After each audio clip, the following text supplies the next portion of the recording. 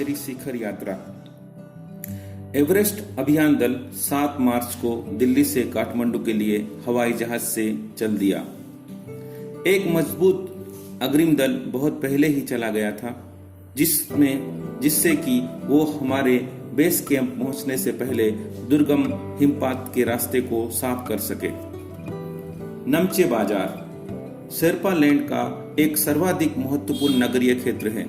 अधिकांश शेरपा इसी स्थान तथा यहीं के आसपास के गांवों के होते हैं। यह नमचे बाजारी था जहां से मैंने सर्वप्रथम एवरेस्ट को निहारा, जो नेपोलियन में सागरमाथा के नाम से प्रसिद्ध है। मुझे यह नाम अच्छा लगा। एवरेस्ट की तरफ गौर से देखते हुए मैंने एक भारी बर्फ का बड़ा फूल देखा जो पर्वत शिखर पर लहराता एक ध्वज सा लग रहा था। मुझे बताया गया कि यह दृश्य शिखर की ऊपरी सतह के आसपास 150 किलोमीटर अथवा इससे भी अधिक की गति से हवा चलने के कारण बनता था। क्योंकि तेज हवा से सूखा बर्फ पर्वत पर उड़ता रहता था, बर्फ का यह ध्वज 10 किलोमीटर या इससे भी लंबा हो सकता था। शिखर पर जाने वाले प्रत्येक व्यक्ति को दक्षिण पूर्वी पहाड़ी पर इन तूफानों को झेलना पड़ता था, विशेषकर खराब मौसम में। यह मुझे डराने के लिए काफी था। फिर भी मैं एवरेस्ट के प्रति विचित्र रूप से आकर्षित थी और इसकी कठिनतम चुनौतियों का सामना करना चाहती थी। जब हम 26 मार्च को पेरिस पहुंचे, हमें हिम संकलन के कारण हुई एक शेरपा कुली की मृत्यु का दुखद समाचार मिला। खुम्बू हिमपात पर जाने वाले अभियान दल के रास्ते के बाईं तरफ सीधी पहाड़ी के धसकने से लोसो की ओर से एक बहुत बड़ी बर्फ की चट्टान नीचे खिसक आई थी। 16 शेरपा कुलियों के दल में से एक की मृत्यु हो गई और 4 घायल हो गए थे। इस समाचार के कारण अभियान दल के सदस्यों के चेहरों पर छाई अवसाद को देखकर हमारे नेता कर्नल खुल्लर ने स्पष्ट किया कि एवरेस्ट जैसे महान अभियान में खतरों को और कभी कभी तो मृत्यु भी आदमी को सहज भाव से स्वीकार करनी चाहिए। उपनेता प्रेमचंद, जो अग्रिम दल का नेतृत्व कर रहे थे, 26 मार्च को पेरिस लौट आए। उन्होंने हमारी पहली बड़ी बाधा खुम्बू हिमपात की स्थिति में हमें अवगत कराया। उन्होंने कहा कि उनके दल में कैंप एक 6000 मीटर जो हिमपात के ठीक ऊपर है वहां तक का रास्ता साफ कर दिया है। उन्होंने यह भी बताया कि पुल बनाकर रस्सियां बांधकर तथा झंडियों से रास्ता चिन्हित कर सभी बड़ी कठिनाइयों का जायजा ले लिया गया है। उन्होंने इस पर भी ध्यान दिलाया गया कि ग्लेशियर बर्फ की नदी है और बर्फ का गिरना अभी जारी है। हिमपात में अनियमित और अनिश्चित बदलाव के कारण अभी तक के किए गए सभी काम व्यर्थ हो सकते हैं और हमें रास्ता खोलने का काम दोबारा करना पड़ सकता है। बेस कैंप में पहुंचने से पहले हमें एक और मृत्यु की खबर मिली। जलवायु अनुकूल न होने के कारण एक रसोई सहायक की मृत्यु हो गई थी। निश्चित रूप से हम आशाजनक स्थिति में नहीं चल रहे थे। एवरेस्ट शिखर को मैंने पहले 2 बार देखा था, लेकिन एक दूरी से बेस कैंप पहुंचने पर दूसरे दिन मैंने एवरेस्ट पर्वत तथा इसकी अन्य श्रेणियों को देखा। मैं भौचक्की होकर खड़ी रह गई और एवरेस्ट, लोस्या और नुत्से की ऊंचाइयों से गिरी बर्फीली टेढ़ी मेढ़ी नदी को निहारती रही। हिमपात अपने आप में एक तरह से बर्फ के खंडों का अव्यवस्थित ढंग से गिरना ही था। हमें बताया गया था कि ग्लेशियर के बहने से अक्सर बर्फ में हलचल हो जाती थी, जिससे बड़ी बड़ी बर्फ की चट्टानें तत्काल गिर जाया करती थी और अन्य कारणों से भी अचानक प्रायः खतरनाक स्थिति धारण कर लेती थी। सीधे धरातल पर दरार पड़ने का विचार और इस दरार का गहरे चौड़े हिमविदर में बदल जाने का मात्र ख्याल ही बहुत डरावना था। इससे भी ज्यादा भयानक इस बात की जानकारी थी कि हमारे संपूर्ण प्रवास के दौरान हिमपात लगभग 1 दर्जन आरोहियों और कुलियों को प्रतिदिन छूता रहेगा। दूसरे दिन नए आने वाले अपने अधिकांश सामान को हम हिमपात के आधे रास्ते तक ले गए। डॉक्टर मीनू मेहता ने हमें एल्यूमीनियम की सीढ़ियों से अस्थायी पुलों का बनाना, लट्ठों और रस्सियों का उपयोग, बर्फ की आड़ी तिरछी दीवारों पर रस्सियों को बांधना और हमारे अग्रिम दल के अभियांत्रिकी कार्यों के बारे में हमें विस्तृत जानकारी दी। तीसरा दिन हिमपात से कैंप 1 तक सामान ढोकर चढ़ाई का अभ्यास करने के लिए निश्चित था। रीता, गोम्बू तथा मैं साथ साथ चढ़ रहे थे। हमारे पास एक वॉकी टॉकी था जिससे हम अपने हर कदम की जानकारी बेस कैंप पर दे रहे थे। कर्नल खुल्लर उस समय खुश हुए जब हमने उन्हें अपने पहुंचने की सूचना दी, क्योंकि कैंप 1 पर पहुंचने वाली केवल हम 2 ही महिलाएं थी। अंगदोरोजी, लोफ्सांग और गगन बिस्ता अंततः साउथ पोल पहुंच गए और 29 अप्रैल को 7,900 मीटर पर उन्होंने कैंप 4 लगाया। ये संतोषजनक प्रगति थी। जब अप्रैल में मैं बेस कैंप में थी, तेनजिंग अपनी सबसे छोटी सुपुत्री डेकी के साथ हमारे पास आए थे। उन्होंने इस बात पर विशेष महत्व दिया था कि दल के प्रत्येक सदस्य और प्रत्येक शेरपा कुली से बातचीत की जाए। जब मेरी बारी आई, मैंने अपना परिचय यह कहकर दिया कि मैं बिल्कुल ही नौसिखिया हूँ और एवरेस्ट मेरा पहला अभियान है। तेनजिंग हंसे और मुझसे कहा कि एवरेस्ट उनके लिए भी पहला अभियान है, लेकिन यह भी स्पष्ट किया कि शिखर पर पहुंचने से पहले उन्हें 7 बार एवरेस्ट पर जाना पड़ा था। फिर अपना हाथ मेरे कंधे पर रखते हुए उन्होंने कहा, तुम एक पक्की पर्वतीय लड़की लगती हो, तुम्हें तो शिखर पर पहले ही प्रयास में पहुंच जाना चाहिए। 15-16 मई 1984 को बुद्ध पूर्णिमा के दिन मैं लोस्से की बर्फीली सीधी ढलान पर लगाए गए सुंदर रंगीन नायलॉन के बने तंबू कैंप 3 में थी। कैंप में 10 और व्यक्ति थे। लोफ्सांग, तसारिंग मेरे तंबू में थे। एनडी शेरपा तथा और 8 अन्य शरीर से मजबूत और ऊंचाइयों से रहने वाले शेरपा दूसरे तंबुओं में थे। मैं गहरी नींद में सोई हुई थी कि रात में 12:30 बजे के लगभग मेरे सिर के पीछे हिस्से में किसी एक सख्त चीज के टकराने से मेरी नींद अचानक खुल गई और साथ ही एक जोरदार धमाका भी हुआ। तभी मुझे महसूस हुआ कि एक ठंडी बहुत भारी कोई चीज मेरे शरीर पर से मुझे कुचलती हुई चल रही है। मुझे सांस लेने में भी कठिनाई हो रही थी। ये क्या हो गया था? एक लंबा बर्फ का पिंड हमारे कैंप के ठीक ऊपर लोस्से ग्लेशियर से टूटकर नीचे आ गिरा था और उसका विशाल हिमपुंज बन गया था। हिमखंडों, बर्फ के टुकड़ों तथा जमी हुई बर्फ के इस विशालकाय पुंज ने एक एक्सप्रेस रेलगाड़ी की तेज गति और भीषण गर्जना के साथ सीधी ढलान से नीचे आते हुए हमारे कैंप को तहस नहस कर दिया। वास्तव में हर व्यक्ति को चोट लगी थी। यह एक आश्चर्य था कि किसी की मृत्यु नहीं हुई थी। लोफ्सांग अपनी स्विस छुरी की मदद से हमारे तंबू को रास्ता साफ करने में सफल हो गए थे और तुरंत ही अत्यंत तेजी से मुझे बचाने की कोशिश में लग गए। थोड़ी सी भी देर का सीधा अर्थ था मृत्यु।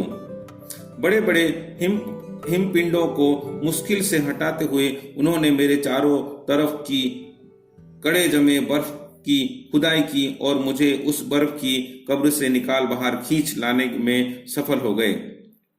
सुबह तक सारे सुरक्षा दल आ गए थे और 16 मई को प्रातः 8 बजे तक हम प्रायः सभी कैंप 2 पर पहुंच गए थे। जिस शेरपा की टांग की हड्डी टूट गई थी उसे एक खुद के बनाए स्ट्रेचर पर लिटाकर नीचे लाए। हमारे नेता कर्नल खुल्लर के शब्दों में यह इतनी ऊंचाई पर सुरक्षा कार्य का एक जबरदस्त साहसिक कार्य था। सभी 9 पुरुष सदस्यों को चोटों अथवा टूटी हड्डियों आदि के कारण बेस कैंप में भेजना पड़ा। तभी कर्नल फुलर मेरी तरफ मुड़कर कहने लगे, क्या तुम भयभीत थी? जी हाँ। क्या तुम वापस जाना चाहोगी? नहीं, मैंने बिना किसी हिचकिचाहट के उत्तर दिया। जैसे ही मैं साउथ कोल कैंप पहुंची, मैंने अगले दिन की अपनी महत्वपूर्ण चढ़ाई की तैयारी शुरू कर दी। मैंने खाना, कुकिंग गैस तथा कुछ ऑक्सीजन सिलेंडर इकट्ठे किए। जब दोपहर 1:30 बजे बिस्सा आया, उसने मुझे चाय के लिए पानी गर्म करते देखा कि जय और मीनू अभी बहुत पीछे थे। मैं चिंतित थी क्योंकि मुझे अगले दिन उनके साथ ही चढ़ाई करनी थी। वे धीरे धीरे आ रहे थे क्योंकि वे भारी बोझ लेकर और बिना ऑक्सीजन के चल रही थी। दोपहर बाद मैंने अपने दल के दूसरे सदस्यों की मदद करने और अपने एक थर्मस को जूस से और दूसरे को गर्म चाय से भरने के लिए नीचे जाने का निश्चय किया। मैंने बर्फीली हवा में ही तंबू से बाहर कदम रखा। जैसे ही मैं कैंप क्षेत्र से बाहर आ रही थी कि मेरी मुलाकात मीनू से हुई और जय अभी कुछ पीछे थे। मुझे जय जिनेवा स्पर की चोटी की ठीक नीचे मिला। उसने कृतज्ञतापूर्वक चाय वगैरह पी, लेकिन मुझे और आगे जाने से रोकने की कोशिश की, मगर मुझे की से भी मिलना था। थोड़ा सा और आगे नीचे उतरने पर मैंने की को देखा। वो मुझे देखकर हक्का बक्का रह गया। तुमने इतनी बड़ी जोखिम क्यों ली बचेंद्री? मैंने उसे दृढ़ता पूर्वक कहा, मैं भी औरों की तरह एक पर्वतारोही हूँ, इसलिए इस दल में आई हूँ। शारीरिक रूप से मैं ठीक हूँ, इसलिए मुझे अपने दल के सदस्यों की मदद क्यों नहीं करनी चाहिए? कि हंसा और उसने पेय पदार्थ से प्यास बुझाई, लेकिन उसने मुझे अपना किट ले जाने नहीं दिया। थोड़ी देर बाद साउथ कोल कैंप से लाटू और बिस्ता हमें मिलने नीचे उतर आए और हम सब साउथ कोल पर जैसे भी सुरक्षा और आराम की जगह उपलब्ध थी उस पर लौट आए। साउथ कोल पृथ्वी पर बहुत अधिक कठोर जगह के नाम से प्रसिद्ध है। अगले दिन मैं सुबह 4 बजे उठ गई, बर्फ पिघलाया और चाय बनाई। कुछ बिस्कुट और आधी चॉकलेट का हल्का नाश्ता करने के बाद मैं लगभग 5:30 बजे अपने तंबू से निकल पड़ी। अंगदोरोजी बाहर खड़ा था और कोई आसपास नहीं था। अंगदोरोजी बिना ऑक्सीजन के ही चढ़ाई करने वाला था, लेकिन इसके कारण उसके पैर ठंडे पड़ जाते थे, इसलिए वो ऊंचाई पर लंबे समय तक खुले में और रात्रि में शिखर कैंप पर नहीं जाना चाहता था। इसलिए उसे या तो उसी दिन चोटी तक चढ़कर साउथ कोल पर वापस आ जाना था अथवा अपने प्रयास को छोड़ देना था। वो तुरंत ही चढ़ाई शुरू करना चाहता था और उसने मुझसे पूछा, क्या मैं उसके साथ जाना चाहूंगी? एक ही दिन में साउथ कोल से चोटी तक जाना और वापस आना बहुत कठिन और श्रम साध्य होगा। इसके अलावा यदि अंगदोरोज के पैर ठंडे पड़ गए तो उसके लौटकर आने का भी जोखिम था। मुझे फिर भी अंगदोरोजी पर विश्वास था और साथ साथ में आरोहण की क्षमता और कर्मठता के बारे में भी आश्वस्त थी। अन्य कोई भी व्यक्ति इस समय साथ चलने के लिए तैयार नहीं था। सुबह 6:20 पर जब अंगदोरोजी और मैं साउथ कोल से बाहर आ निकले तो दिन ऊपर चढ़ आया था। हल्की हल्की हवा चल रही थी, लेकिन ठंड भी बहुत अधिक थी। मैं अपने आरोही उपस्कर में काफी सुरक्षित और गर्म थी। हमने बगैर रस्सी के ही चढ़ाई की। अंगदोरोजी एक निश्चित गति से ऊपर चढ़ते गए और मुझे भी उनके साथ चलने में कोई कठिनाई नहीं हुई। जमे हुए बर्फ की सीधी व ढलान चट्टानें इतनी सख्त और भुरभुरी थी, मानो शीशे की चादरें बिछी हो। हमें बर्फ के काटने के फावड़े का इस्तेमाल करना ही पड़ा और मुझे इतनी सख्ती से फावड़ा चलाना पड़ा जिससे कि उस जमे हुए बर्फ की धरती को फावड़े के दांत काट सके।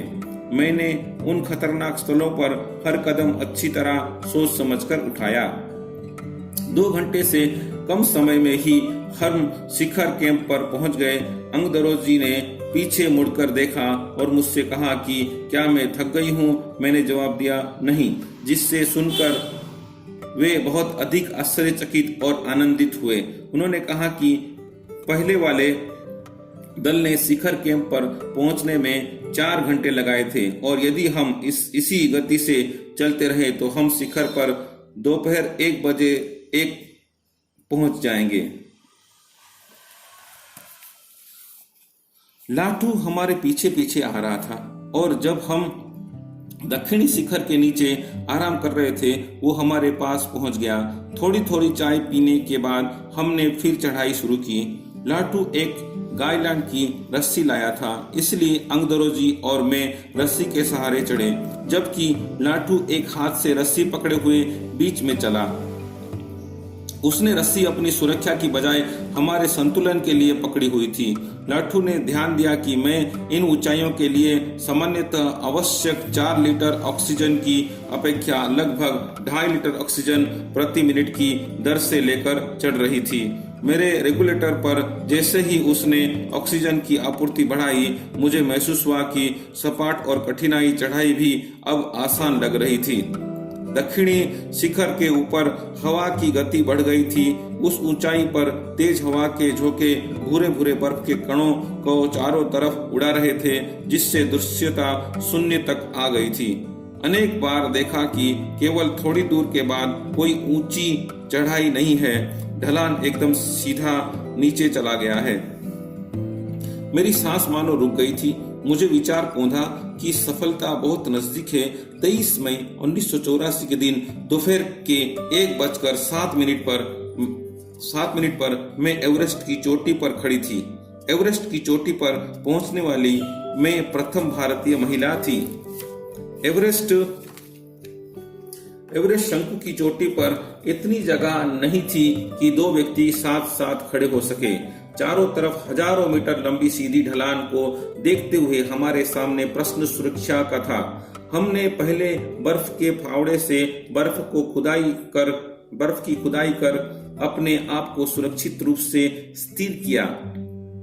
इसके बाद मैं अपने घुटनों के बल बैठी। बर्फ पर अपने माथे को लगाकर मैंने सागर माथे के ताज को चुंबन लिया।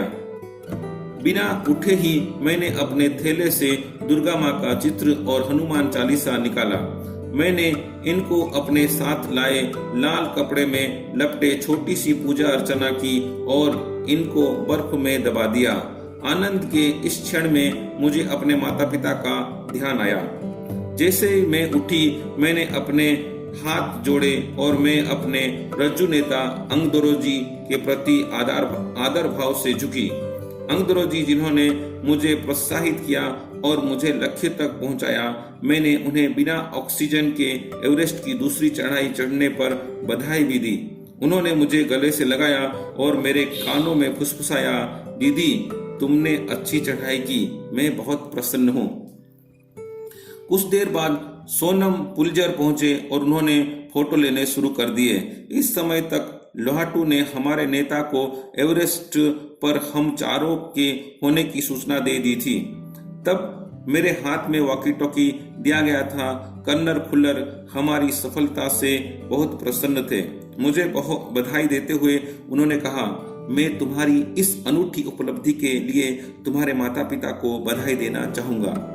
वे बोले कि देश को तुम पर गर्व है और अब तुम जो तुम्हारे अपने पीछे छोड़े हुए संसार से एकदम भिन्न होगा।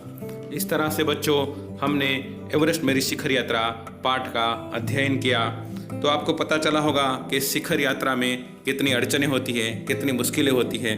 फिर भी बैचंद्रीपाल ने किस तरह से एवरेस्ट मेरी शिखर यात्रा का पूरा अनुभव हमारे साथ साझा किया। तो बच्चों, इस तरह से हमने सीखा हिमालय की शिखर यात्रा में बेचेंद्री के नेता कर्नल खुल्लर, उपनेता प्रेमचंद, डॉक्टर मीनू मेहता तथा साथी अंगदेरे जी ने उनका मार्गदर्शन किया। कर्नल खुल्लर ने शुरू से अंत तक उसे हिम्मत दी, उसका साहस बढ़ाया। जब किसी पर्वतरोही या साथी की मृत्यु का समाचार आया तो कर्नल खुल्लर ने ही मृत्यु को सहजता से लेने का पाठ पढ़ाया। जब बेचेंद्री मरते मरते बची तो उसने वहाँ के सुरक्षा प्रबंधों की प्रशंसा की। अभियान के अंत में उन्होंने बेचेंद्री को बधाई देते हुए उसे पूरे देश का गौरव कहा। इस तरह से बच्चों, हमें पाठ के आधार पर पता चला बेचेंद्री पाल की चारित्रिक विशेषताओं में 4 गुण देखने को मिले। 1 साहसी, दूसरा शक्तिमती, तीसरा सहयोगिनी और चौथा विनम्र। अच्छा बच्चों, अगले वीडियो में नए पाठ के साथ फिर से मुलाकात होगी। धन्यवाद बच्चों।